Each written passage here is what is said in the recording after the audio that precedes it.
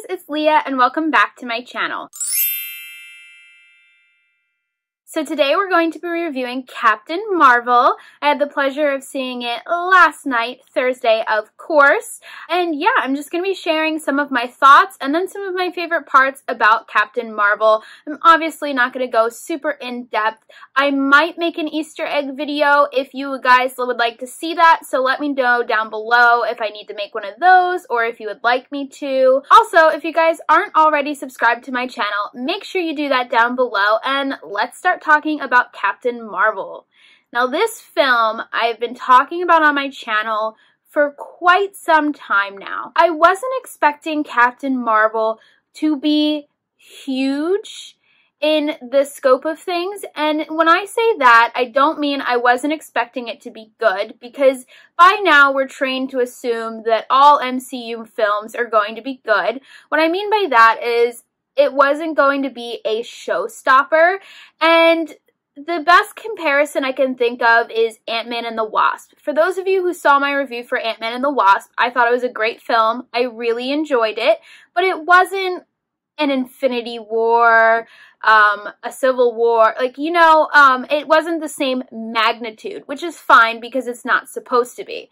So Captain Marvel, my biggest issue is all in the first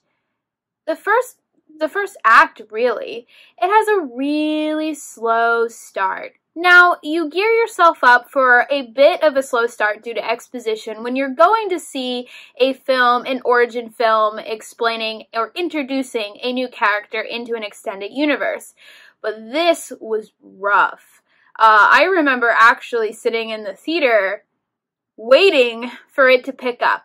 The good thing about Captain Marvel, however, and where a lot of films lack, and you know, some DC films do this, is they don't gain that momentum until the very end of the film.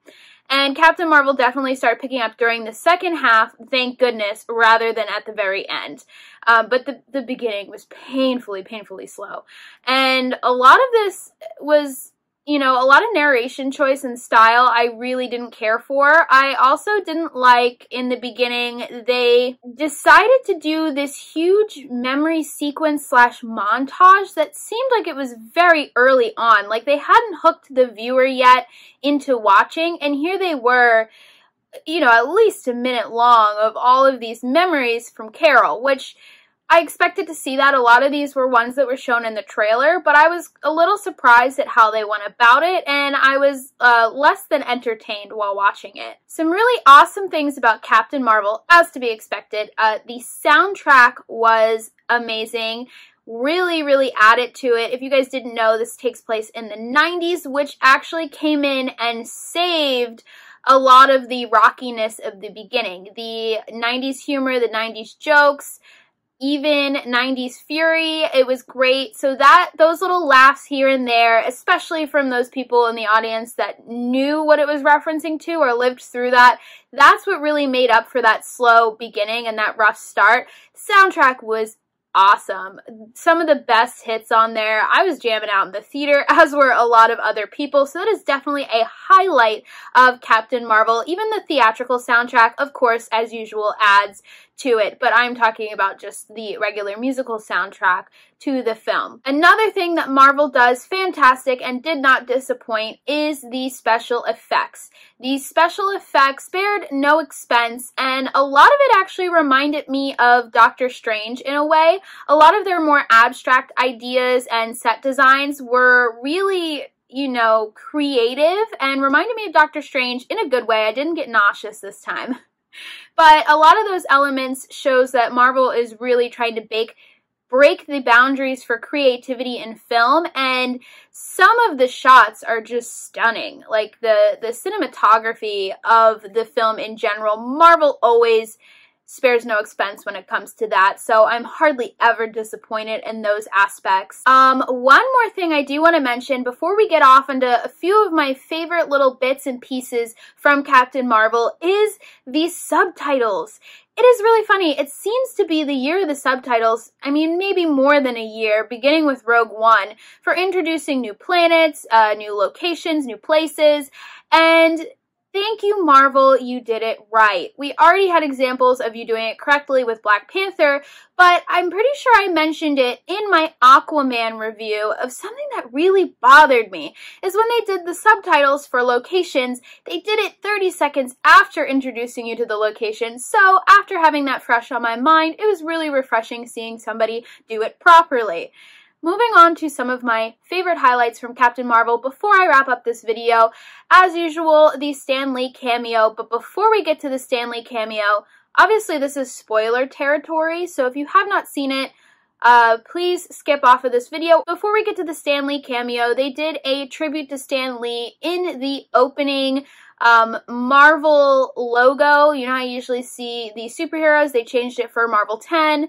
And then changed it again for Stan Lee, almost made everybody in the audience cry, and then they thanked him for everything that he had given to Marvel and to the MCU, and then we do get that Stan Lee cameo. It was great. I love how they had Captain Marvel she smiled at him before she walked off. I really enjoyed that, and they actually had him reading a script from one of the films that was his first, I believe it was his first cameo that he made in a film, and they actually had him reading the script for that. Of course, we got to see Fury. I almost called him Nick. No, I'm kidding. Of course, we got to see Fury. We even got to see the Tesseract, which was really exciting to see.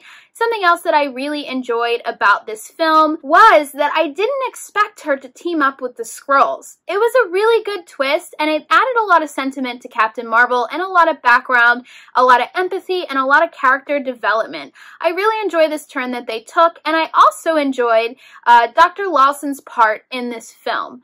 This was actually a really interesting Easter egg for me because in the comics, Dr. Larson, obviously Marvel, was, of course, undercover on Earth under the name Dr. Walter Larson. I think this is interesting because obviously they changed it for this film to Dr. Wendy Larson, but still, I'm going to leave you guys with that nice little Easter egg to wrap up my video. Overall, I think that Captain Marvel was an enjoyable film once it picked up. If it had continued down the path of the first, act of the film, if we're dividing it into 3 acts, if it had continued along that path of the first act, it would have been a train wreck. But I am glad that Marvel did catch that, ended up saving the film. It's really enjoyable, a lot of Easter eggs, so you guys should definitely go check that out. Not, the greatest or I don't know how to put that. It's like an Ant-Man. It's like going to see Ant-Man versus going to see one of the larger films in the scale of the MCU. The difference is that obviously with the end of credit scenes, we are going to see just how much Captain Marvel can actually kick when she comes in to save the day. I'm going to wrap up this video because it is an extremely long video this time. I had a lot to say about Captain Marvel. Let me know in the comments down below what you guys think of Captain Marvel if you've had the chance to see it or what you hope from it going to see it now. Make sure as always to subscribe for more videos and I will see you guys next time. Bye guys!